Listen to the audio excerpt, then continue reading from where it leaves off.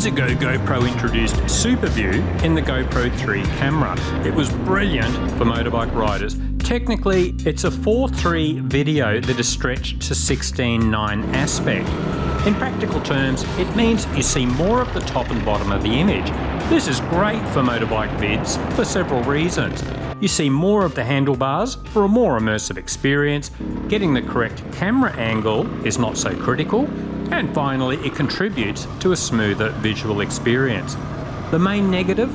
The edges of the video image are highly compressed, so objects like trees appear to be bent at the edges of the screen. It's barely noticeable for action shots, but for still shots you should select another camera angle. GoPro took this a step further with the GoPro 11 and 12 cameras. Hyperview is like the old Hyperview on steroids. Technically, the largest sensor is fully used to film at an 8:7 aspect. It is then digitally manipulated to 16:9. In practical terms, it means an even taller image.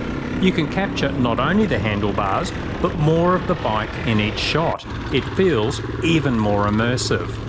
Extra advantages?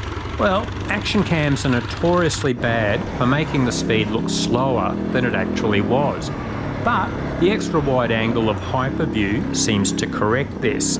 My personal view is it actually looks pretty close to the real experience.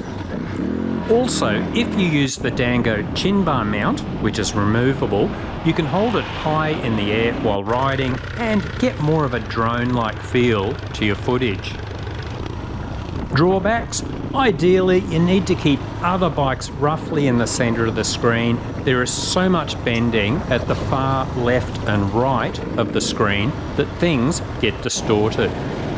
Also, Hyperview is only available in certain resolutions and frame rates because it needs to use the entire sensor. If you always use higher resolutions, there's no problem.